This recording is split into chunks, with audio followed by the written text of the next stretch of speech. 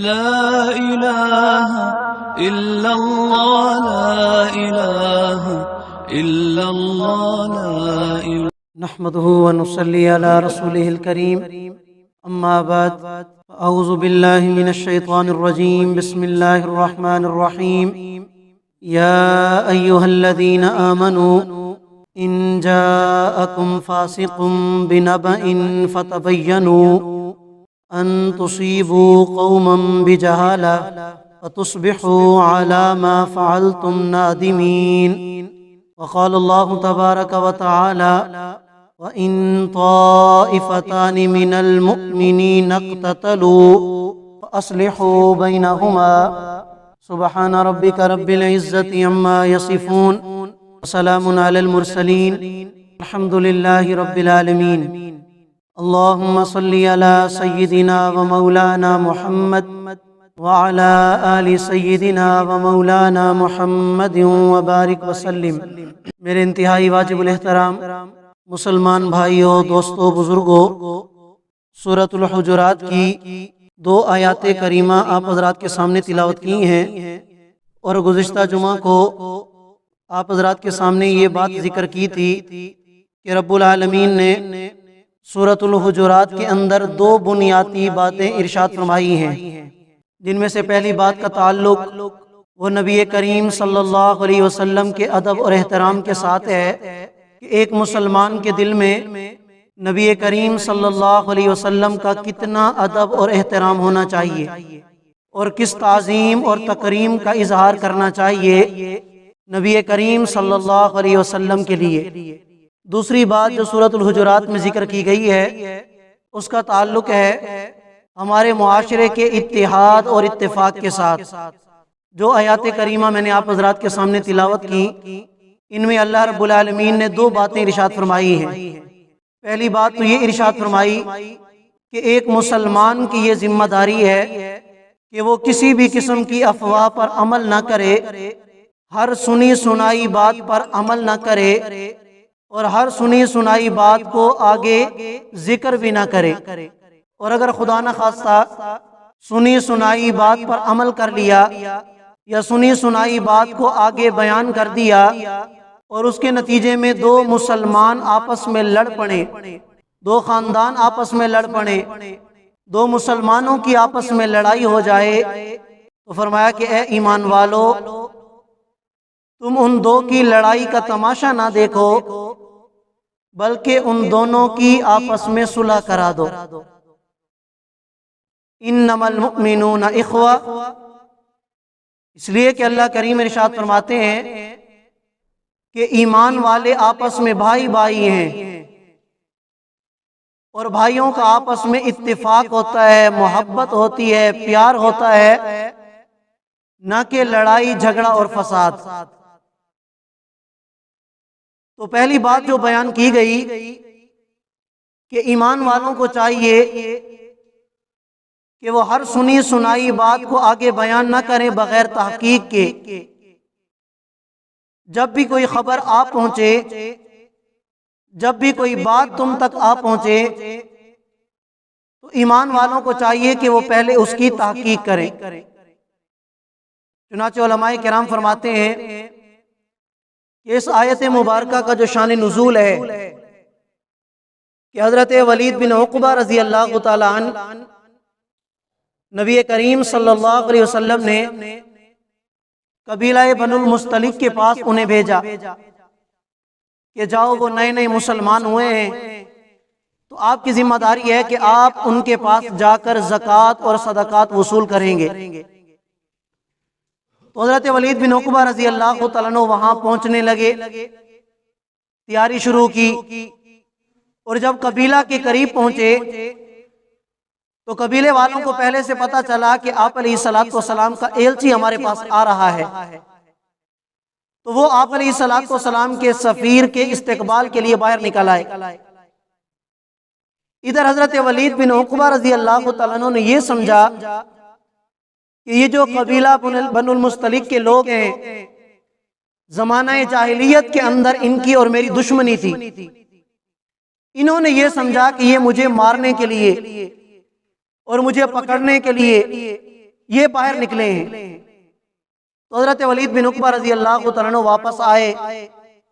اللہ کے نبی کو آ کے بتایا کہ یا رسول اللہ آپ نے تو مجھے بھیجا تھا زکوٰۃ وصول کرنے کے لیے، لیکن ان لوگوں نے زکوٰۃ صدقات دینے سے انکار کر دیا اور الٹا وہ تو مارنے کے لیے باہر نکل آئے تھے۔ اب نبی کریم صلی اللہ علیہ وسلم نے حضرت خالد بن ولید رضی اللہ تعالیٰ عنہ کو بھیجا کہ آپ جا کر تحقیق کریں کہ معاملہ کیا ہے۔ تو حضرت خالد بن ولید رضی اللہ تعالیٰ عنہ جب وہاں پہنچے، انہوں نے معاملے کی تحقیق کی تو پتہ چلا کہ ان لوگوں نے تو انکار نہیں کیا، اور وہ جو قبیلے سے باہر نکلے تھے وہ مارنے کے لیے نہیں بلکہ وہ تو استقبال کے لیے نکلے تھے۔ حضرت ولید بن عقبہ رضی اللہ تعالیٰ عنہ کو غلط فہمی ہوئی، اور اس غلط فہمی کی بنیاد پر آپ واپس آ گئے۔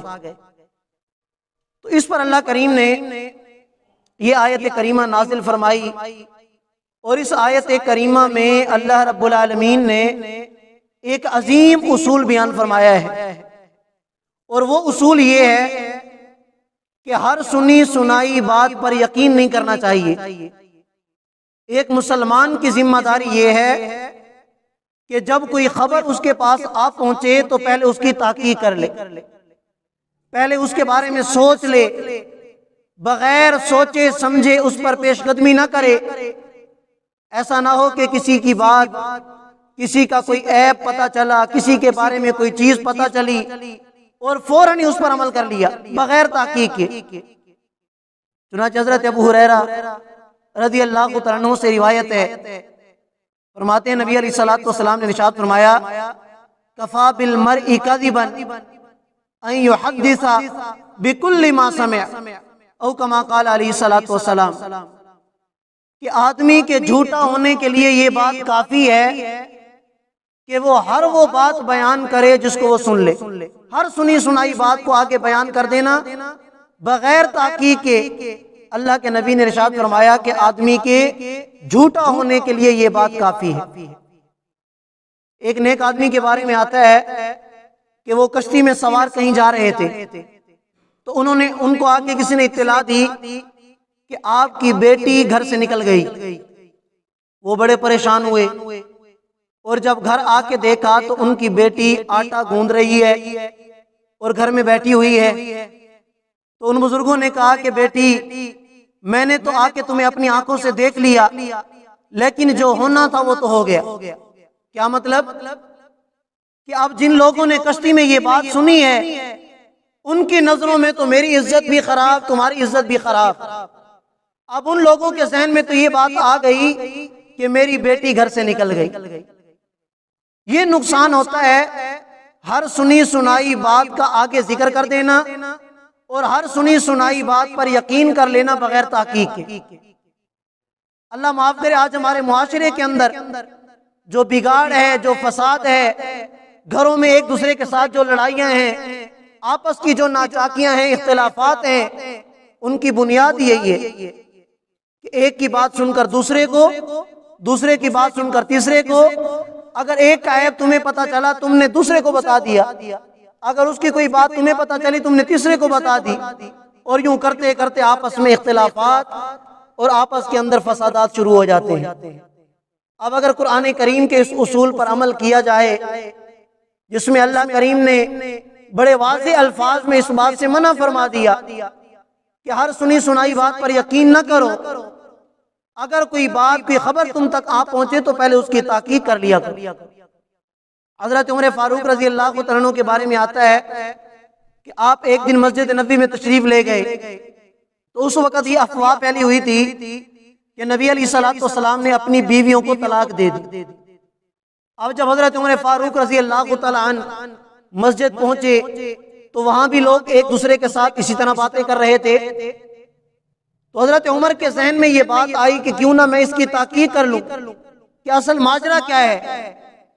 تو نبی کریم صلی اللہ علیہ وسلم کے پاس تشریف لے گئے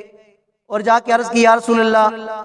لوگ آپ کے بارے میں اس طرح کی باتیں کر رہے ہیں، کیا آپ نے واقعی اپنی بیویوں کو طلاق دے دی؟ تو آپ علیہ الصلوۃ والسلام نے ارشاد فرمایا کہ نہیں، اس طرح تو کوئی بات نہیں ہے۔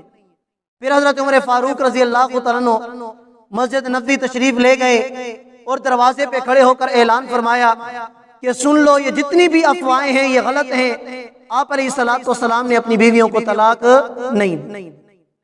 اب اگر حضرت عمر فاروق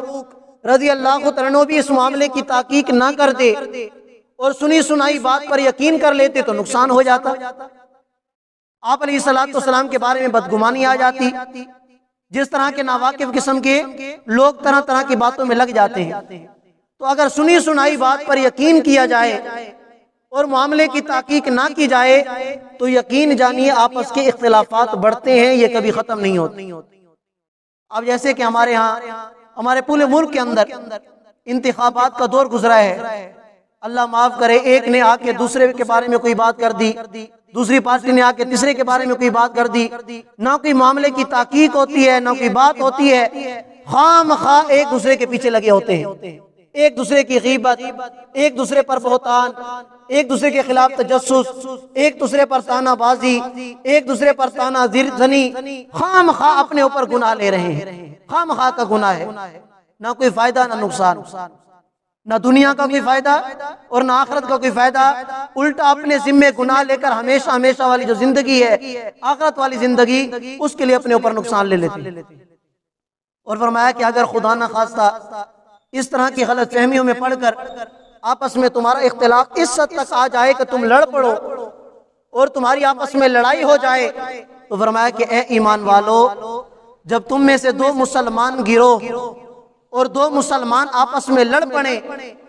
تو دوسرے مسلمانوں کی یہ ذمہ داری ہے کہ وہ ان کی آپس میں صلح کرا دیں، صلح کروا دیں آپس میں۔ اور حدیث مبارکہ کے اندر آتا ہے کہ نبی کریم صلی اللہ علیہ وسلم نے ارشاد فرمایا کہ اے میرے صحابہ، میں تمہیں ایک چیز ایسی نہ بتاؤں کہ جو روزہ، نماز اور دوسرے صدقات سے بھی بڑھ کر ہے؟ تو صحابہ نے عرض کی یا رسول اللہ ضرور بتائیے۔ تو آپ علیہ السلام نے ارشاد فرمایا کہ جب دو مسلمان آپس میں لڑ رہے ہوں، ان دو مسلمانوں کے درمیان صلح کروا دینا، یہ نماز، روزہ، صدقات، زکوٰۃ سے بھی افضل عمل ہے۔ اور یہ نبی کریم صلی اللہ علیہ وسلم کی سنت تھی۔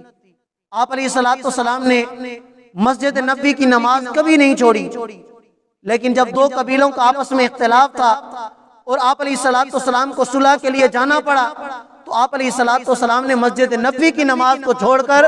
اور ان دو قبیلوں کی صلح کروانے کے لیے تشریف لے گئے۔ اور ایک عجیب بات کہ ہمارے رب کریم اللہ تعالیٰ کی بھی یہی سنت ہے، بلکہ روایات کے اندر آتا ہے کہ کل کو قیامت کا دن ہوگا اور قیامت کے دن اللہ تعالیٰ مسلمانوں کی آپس میں صلح کروائیں گے۔ تو جو عمل اللہ کریم خود کرواتے ہیں، تو ہم میں مسلمان ہونے کے ناطے ہم اللہ کو اپنا رب مانتے ہیں، اللہ کے محبوب کو اپنا نبی مانتے ہیں، تو جو اللہ کی بھی سنت ہے، ہمارے محبوب کی بھی سنت ہے، تو ہمیں بھی چاہیے کہ ہم اس سنت پر عمل کریں۔ ہمارے ہاں تو ہوتا یہ ہے کہ اگر دو خاندان آپس میں لڑتے ہیں، ہماری کوشش ہوتی ہے کہ ان کے اختلاف آپس میں بڑھے، کبھی اختلاف ختم نہ ہو۔ اگر دو دوست آپس میں لڑ پڑے، ہماری کوشش ہوتی ہے کہ ان کا جھگڑا ختم نہ ہو، بلکہ زیادہ سے زیادہ بڑھتا جائے ان کا جھگڑا۔ اور تبھی تو ہمارا یہ حشر ہے کہ آج ہمارے معاشرے کے اندر، ہماری قوموں میں، ہمارے خاندانوں میں، ہمارے قبائل میں نفرت زیادہ سے زیادہ ہوتی جا رہی ہے اور محبت، اتفاق اور اتحاد اتنا زیادہ ختم ہوتا چلا جا رہا ہے۔ ایک موقع پر آپ علیہ السلام تشریف فرمائے ہیں تو آپ علیہ السلام نے تبسم فرمایا۔ حضرت عمر نے پوچھا یا رسول اللہ، میرے ماں باپ آپ پر قربان ہو جائیں،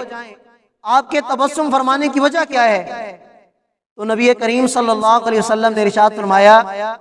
کہ کل کو قیامت کا دن ہوگا اور میرے دو امتی